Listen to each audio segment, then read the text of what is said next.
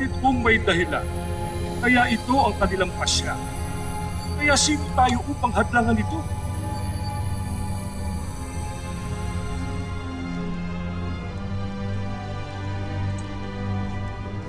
Ngunit anong kinalaman ng isang tagamundo ng tao sa atin?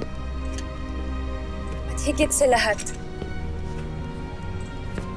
pasintabi sa iyo, Pagpaw. Ngunit, puputulin ba natin ang naitakdang kaugalian? Tangi isang diwata lamang na sangre ang maaaring maging tagapangalaga ng brilyante. At ngayon, maaaring maging tagapangalaga ang isang tagalabas at isang lalaki. Ano naman masama kung ang isang brilyante ay bantayan at hawakan ng isang tagapangalagang lalaki? Hindi ba't napapanahon din naman na isang gaya kong lalaki ay kilalanin bilang isang tagapangalaga ng brilyante gaya ng panahon ng ating mga magulang? Maaaring walang masama kung magiging tagapangalaga ang mga lalaki. Ngunit hindi ang isang hindi engkantado. Excuse me po. Walang galang lang po. Ayoko pong pagmulan ng problema dito. Hindi ko gusto makagulos sa inyo. Sobrang natuwa na po ako na nakabalik po ako dito. Yun lang. Okay na. Kaya huwag niyo po akong alalahanin. Hindi po ako nag-aambisyon ng kahit na ano. Paumanhin sa mga nasabi ko. Hindi ko naisakta ng iyong loob. Ngunit nais kong pigilan ninyo ang inyong mga sarili. At sarilihin niyo muna ang inyong mga kuro-kuro. Hanggat hindi pa nabubuo ang mga sagisag na ika ni Imaw ay naghahanapan ng tagapangalaga. Sa ngayon, ayoko munang pagtalunan natin ito. Lalo't marami tayong mga suliranin na kailangan muna natin bigyan ng pansin. Muros, Hara. tiyakin mong magiging maayos si Pawpaw. Pagkat mula ngayon ay dito na siya maninirahan. Susunod, Hara. Sandali kayo, Moros. Tinawag mo pong Hara si Sangre Danaya? So, ibig sabihin po, siya po yung reyna dito. Bakit nasan po si Ate Amihan? Pwede ko na po ba makita si Ate Amihan? Ay, gusto ko na po kasi makita yung Hara na kumupkup at nangalaga sa akin noon. Ano pong nangyayari?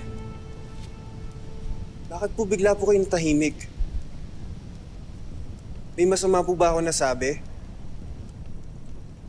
Asan na po ba si Ate Amihan? Pwede ko na po ba siya makita? Matagal nang wala yung hinahanap. Matagal nang namayapa si Amihan. Ano mangyayari yun? Isa siyang diwata. Reyna siya dito, di ba? Makapangyarihan. Paano mo siya mamamatay? Niloloko mo naman po ako eh. Asan na po ba si Ate Amihan? Wow. Totoo ang sinasabi ni Itay. Tagalan namatay ang nanay ko. Nakipaglaban siya. Namatay siya sa digmaan. Para iligtas ang buong Encantadia. Patawad. Hindi mo na ulit makikita ang Ate Amihan mo. Na matagal nang maroon sa Devas ang nanay ko.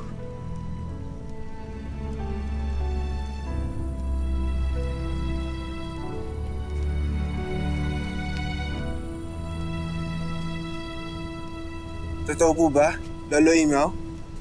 Pau, tingnan mo ito. Saksihan mo ang huling hininga ni Amihan bilang isang nabubuhay na diwata.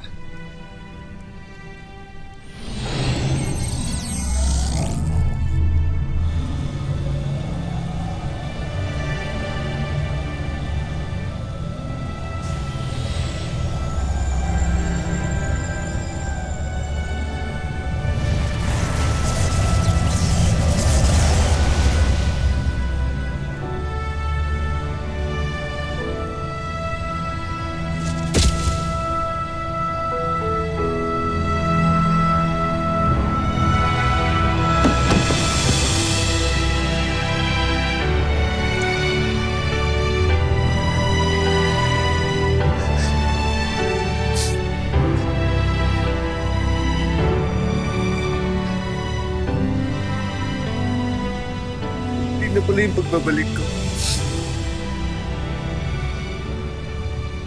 Wala na yung una at katangi-tangi diwata na nagmahal sa akin.